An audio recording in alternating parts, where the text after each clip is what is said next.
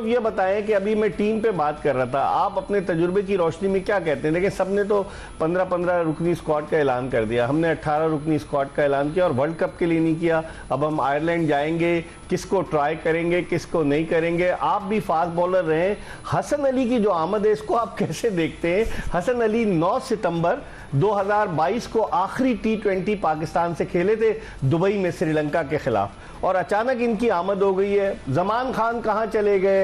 Wasim junior को साथ लेके कैरी कर रहे थे। मोहम्मद अली जिसने अच्छी बॉलिंग की थी PSL में, वो कहां चला गया? क्या कहेंगे आप? इकबाल भाई, सारी चीजें तो आपने मेरा ख्याल है कि मेंशन कर दी है। तो ये हम भी ढूंढ रहे कि जो अच्छे प्लेयर थे जिन पे पिछले 5-4 साल से पाकिस्तान क्रिकेट बोर्ड इन्वेस्ट कर रहा था, और मेरा ख्याल है कि बड़ी हैवी इन्वेस्टमेंट किया, उसके बाद 2-2, 3-3 उनको वर्ल्ड कप खिलाए हैं, उनके फ्यूचर प्लान का हिस्सा थे, आगे वर्ल्ड कप प्लान का हिस्सा थे, और at the nick of the time उनको बिल्कुल गायब कर दिया गया।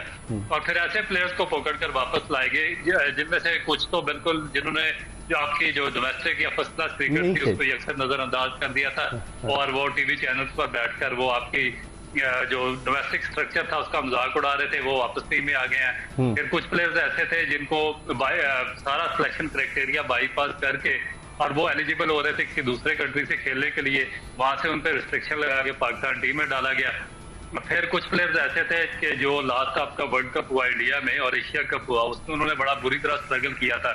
इवन कि उनके अपना जो कोटा था ओवर्स का, वो भी इंडिया की स्पिन जो फ्रेंडली ट्रैक पिचेस थी उन पर भी वो मुकम्मल नहीं कर सके, और फास्ट बॉलर भी कुछ ऐसे थे कि जो वहां पर अनफिट थे और अच्छी बॉलिंग नहीं कर सके। वो भी पिछले 2 साल से आपके प्लान का हिस्सा नहीं थे, और वो भी फ्रॉम नोवेयर आकर पाकिस्तान टीम का हिस्सा बन गए। तो इसमें मेरा ख्याल है कि क्वेश्चन बड़ा सीरियस है। एक तो जो आपने बात की है जो सिलेक्शन कमेटी की, वो बिल्कुल नॉन सीरियस लोगों पर मुश्तमिल है। इस तरह आप लोग कभी भी सिलेक्शन कमेटी इस तरह पकड़ दकड़ कर आप सिलेक्शन कमेटी में लोगों को नहीं डालते।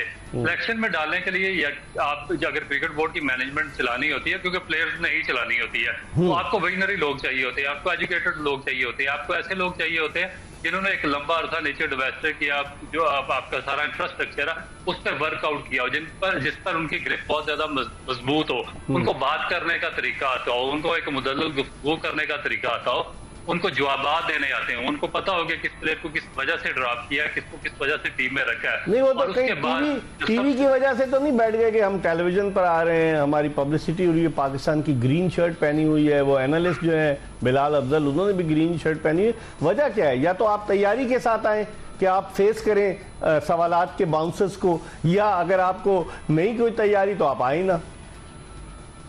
देखिए इकबाल भाई, तैयारी बेसिकली तो ये जो बाकी हमारे क्रिकेटर हैं उनकी तो इतनी क्वालिफिकेशन ही नहीं है कि उस लेवल पर पहुंचे। वो तो एक स्पार्शी कल्चर है कि उससे ज्यादा मैचेस खेलें, उससे कम मैचेस खेलें, उसको पकड़ लें, वो चेयरमैन का क्लोज है उसको रख लें, उसकी और हायर अथॉरिटी के साथ उसका सेटअप अच्छा है तो उसको आप सिलेक्शन कमेटी में डालें। तो ये बदकिस्मती है हमारे पाकिस्तान की, और इसी वजह से जो हमारे सारे इदारे हैं वो बर्बाद हो रहे हैं किया। और अब गुफ्तगू के सिलसिले का आगाज करते हैं इकबाल कासिम से। इकबाल कासिम साहब, आप सबसे पहले तो ये बताइए कि पाकिस्तान ऐसा मुल्क है, अब तक बेशतर ममालिक ने अपने अपने 15 रुकनी स्क्वाड का ऐलान कर दिया वर्ल्ड कप के लिए। हम अभी तक कन्फ्यूजन का शिकार हैं। हमने सिर्फ आयरलैंड और इंग्लैंड के खिलाफ सीरीज के लिए अपने स्क्वाड का ऐलान किया है, और फिर जब इंग्लैंड की सीरीज से पहले 3 खिलाड़ियों को वतन वापस भेज दिया जाएगा। आप क्या समझते हैं इसकी बुनियादी वजह क्या है? खिलाड़ियों की फिटनेस का प्रॉब्लम है, या फिर सिलेक्शन कमेटी खुद गैर यकीनी सूरत हाल का शिकार है? मेरे ख्याल इंटायर बोर्ड वाज को हम कह सकते हैं कि वो यकीनी कैफियत में शिकार है।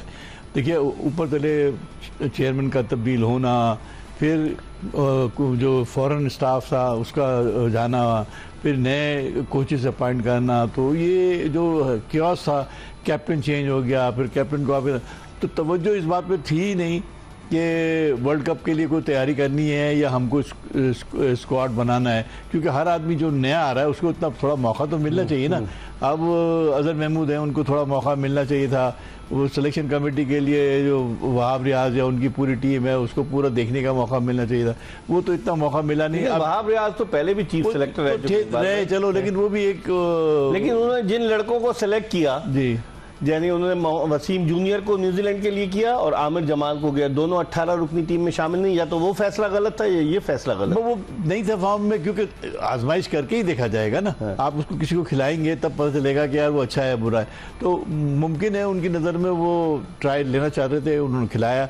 मगर मुझे जो अब मोहम्मद यूसुफ के आने के बाद, रज़ाक के आने के बाद, असद शफीक भी यंग है, अभी कोई अभी तक उनका इनपुट नजर नहीं आया। इकबाल भाई असद शफीक का क्या तनख्वाह लेने आया वो? इन लोगों को जो है वो ये सोच अपनी अपनानी होगी कि हमको पाकिस्तान के लिए कैसे कम्बिनेशन बनाना है, क्योंकि अजहर महमूद पहले भी काम कर चुके हैं, बॉलिंग कोच रहे हैं, उनको भी उनका भी तजुर्बा है। तो अब ये थिंक टैंक जो है ना, बाबर के साथ बैठ के ये प्लान करें कि हमें प्लानिंग करनी कैसे है। देखिए ये 18 रुकनी में पहला तो मेरा ऑब्जेक्शन ये है कि 2 बच्चे जो उन्होंने रनिंग टीम से निकाले हैं, उसामा मीर और जमान खान, उनको 18 की बजाय 20 का स्क्वाड करके ले जाना चाहिए था साथ। वहाँ पर आयरलैंड और इंग्लैंड के खिलाफ खिलाते, आप खेलने से पहले आपको आइडिया हो जाता है। एक तो उनका कॉन्फिडेंस लेवल नहीं गिरता।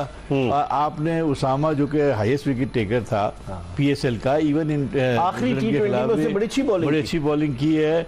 और दूसरी बात ये कि ये जो कंपेयर करते हैं ना स्ट्राइक रेट और ये वो, ये कहीं पर भी शो नहीं करता है कि यार ये प्लेयर अच्छा था या बुरा था।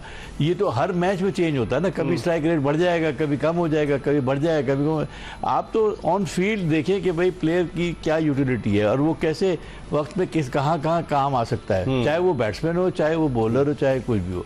तो ये मेरा ख्याल है कि क्योंकि ये लोग डिसाइसिव नहीं थे कि 15 रुकनी टीम क्या होगी, तो इसलिए वो वहाँ जा रहे। माजी में भी ऐसे ही हुआ है, 1-2 दफ़ा हुआ है कि टीम जो है वो टूर पे गई है, फिर वहाँ से फाइनल किया उन्होंने। तो अभी भी कर सकते थे, 2 लड़के डाल देते तो उससे कोई फर्क नहीं पड़ता। और उसके बाद बैठ के आराम से थिंक टैंक जो भी उनको टीम बनानी है बना लें। थिंक टैंक में थिंक है इकबाल भाई, खाली टैंक है वो? टैंक तो चलो है ना। आप मुझे बताए ना, टैंक तो है जनाब। सिलेक्शन कमेटी है, 7 रुकनी सिलेक्शन कमेटी इकबाल भाई। और आपने प्रेस कॉन्फ्रेंस देखी होगी जब टीम का ऐलान हो रहा था। कम से कम इतना तो हुआ कि मोहसिन नकवी साहब ने नोटिस लिया कि वहाब रियाज पे बहुत क्रिटिसिज्म हो रहा था, तो वहाब रियाज के बजाय आपकी यूसुफ को आगे किया गया। मोहम्मद यूसुफ 90 टेस्ट मैचेस खेल चुके हैं, उनका रोल बड़ा होना चाहिए, वो बहुत एक्सपीरियंस आदमी है ना।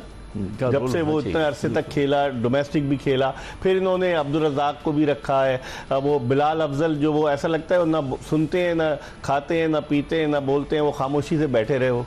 तो वो मतलब उनका डाटा एनालिस्ट के तौर सेलेक्टर लिया है इकबाल भाई। मैं हैरान हूँ कि एनालिस्ट को जो है वो सिलेक्शन से वो तो एक हेल्पर होता है जो चीज़ें लाके देता है। सही, ये आपको स्टैट्स ये हैं, ये इससे आप उसमें उसका रोल तो नहीं होना चाहिए। वो चेयरमैन साहब से उनके ताल्लुकात हैं, क्योंकि जिस तरह वहाब रियाज पंजाब की निगरान जो हुकूमत थी, जब वजीर आला थे मोहसिन नकवी साहब, जिस तरह वहाब रियाज उस निगरान हुकूमत में मुशीर बराए खेल थे, इस तरह ये बिलाल अफजल साहब भी उस निगरान हुकूमत में वजीर थे, सूबाई वजीर। चलिए अच्छी बात है, वो सूबाई वजीर थे तो वो वहाँ काम अच्छा किया होगा।